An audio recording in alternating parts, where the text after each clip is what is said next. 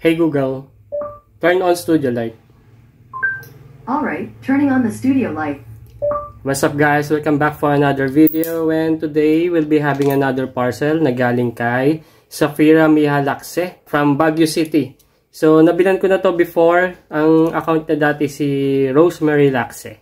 Okay, so legit seller yan guys from Baguio. So what we have here, isa na namang Siko farm tractor na Fend Vario. Farm tractor lang to guys. So let's unbox this. 1:32 rin to. Medyo malaki to guys. And meron naman tayo nakuha before na yung class tractor plus RS. So meron na tayong diecast toy review nan. Okay, ito naman. Let's check kung ano ba yung Fend na brand na to. Manufacturer ng Fend farm tractor din na gawa rin ng Siko guys. So alam nyo naman na paggawa ng Siko diecast din yon, and mabibigat na toy. Okay, secure naman yung parcel ni ma'am, naka-box. Tapos tingnan natin kung naka-bubble wrap yung item. Ay hindi. Pero okay lang din. Pre-love lang to guys. Hindi to brand new. Declare as pre-love. So aware naman tayong condition nito, and yung packaging niya, bad box na to yung box niya, but yung item near mint based on initial inspection do sa picture. So check natin. Yan, ito na siya. Okay, so ito siya, isa siyang Siko 3056 Fend na Vario. Yan. So 1:32 scale din to. Okay, so bad box yung box niya. Okay lang yan guys kasi pre-love lang to. And kung gusto niyo ng brand new nito, may nakikita ako sa Shopee and Lazada platform. But medyo ano yun, tawag dito, medyo expensive yon. So let's check yung item mismo. Buksan na natin to. Ito siya. Yan. So ito siya guys. Fend tractor na yung marking niya ay Fend Vario. Yan. Straightforward no. Itong ano niya, hood niya is diecast metal. Hindi ko alam kung nabubuksan to. I think hindi. Yan, diecast metal, tapos acrylic to guys. Kung mapapansin nyo, transparent.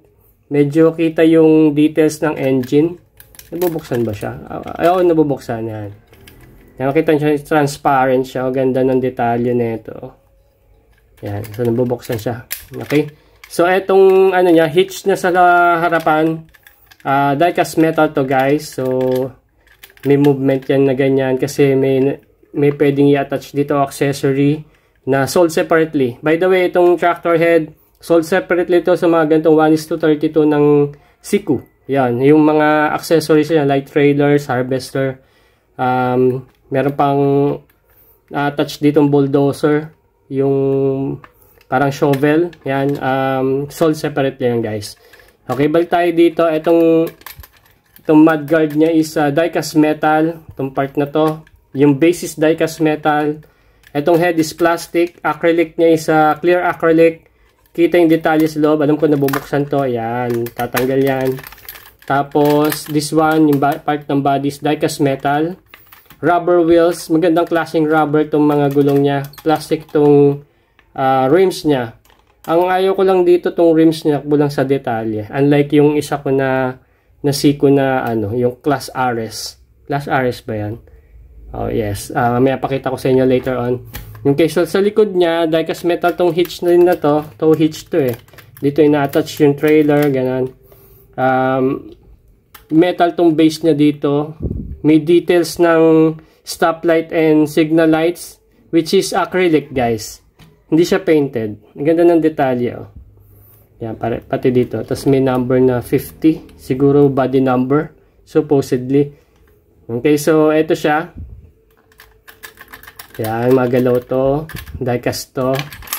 Yan, sa side na to, meron ditong exhaust plastic. May mga warning details sa ibabaw sa top niya. Tapos side mirror niya yan. Nabubuksan yung side mirror niya. Plastic. Yan. Tapos, dito may details dito ng backlights. Kaya lang painted na plastic. Yan. Yung markings niya sa ilalim. Yan siya. Okay. Cyper. Paano ba i-pronounce yan? GmbH. Tapos may mga number. Germany nakalagay. Pero this one is manufactured in China. Yan. Tapos Seiko logo. Yan siya.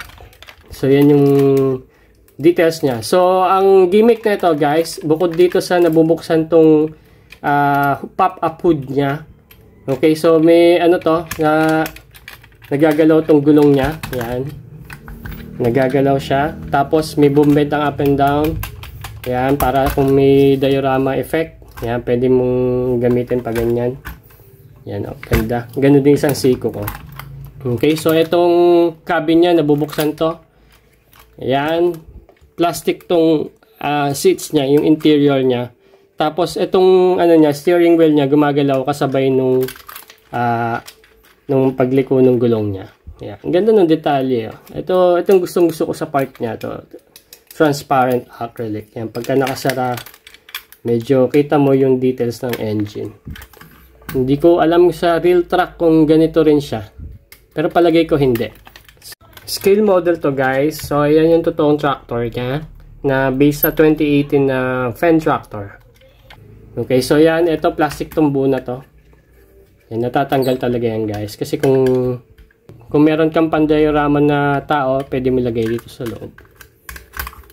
Okay, so ayan siya. Okay, by the way, itong ang model number nito is 3285, no? Fendt 724 Vario. While yung isa ko, yung nauna, isa siyang 3656 na class front loader. Yan. Okay, so for this size comparison, guys, eto siya. Ito yung Seiko ko na Class RS. Kaya ako nasabing Class RS. May marking yan dito ng RS, guys. Kung nakikita nyo. Okay, so zoom in tayo. Yan, RS. Yan yung model niya. Sa front loader siya. Okay, so yan. Magkakasay sila kasi pare-pareha silang 1:32 scale. Okay, so ganun din yung movement nito. Ganun din ang gimmick niya. Pero this one, meron tong iniikot sa top. Ayan, naiikot siya kasabay ng steering wheel saka nung gulong niya. While yun, wala. Okay, so for the weight, let's check the weight. Mabibigat to, guys, kasi mga ano to mga Seiko 1:32. Okay, for this one, yan yung bigat niya, 474, almost kalahating kilo, guys. While tong front loader ko, 614, guys. Mas mabigat kasi syempre may extra ano siya, parts. Okay, so may trailer tayo dito. Pakita ko sa inyo. Meron ako John Deere dito na itabi na harvester. Fit din siya dito, guys, kasi 1:32 to. Yan. Fit yan dyan. Yan yung itsura niya. Okay, so while yung isa, dito ko na lang ikabit kay Class Tractor. May flatbed ako dito na die-cast metal din. Seiko rin yung brand nun, made in Germany. Kaya lang wala siyang marking kung John Deere. Pero based on pictures kasi, yung classifications nila is based the color. Yan, yung Fendt, eto yung color variation ng Fendt na brand. While yung Class, ganon, yung kulay green na ganon, apple green. While yung ano naman, John Deere, wala pa tayong John Deere na ganito pero eto John Deere kasi to mas light yung color ng green niya. Tingin ko sila magkakulay, baka Fendt din tong pero yellow kasi yung nun yung rims. Pag ganun kasi John Deere siya. Okay, while sa Fendt red, tapos medyo light orange sa sa Class.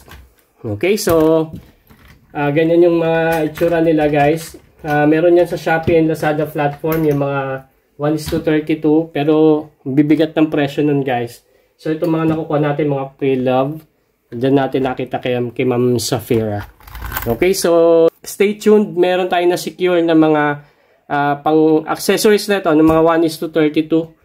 Meron tayong nakuha na ganyan. So, gagawa natin ng diecast toy review na pan na dumating sila. Yung ano na yun, yung accessories na yun, kinakabit dito sa harap saka sa likod. Yan. So, that's much of it, guys. If you like more of this diecast toy review, just follow my page. I have a TikTok, Facebook, and YouTube account. I'll see you over the next video, and goodbye.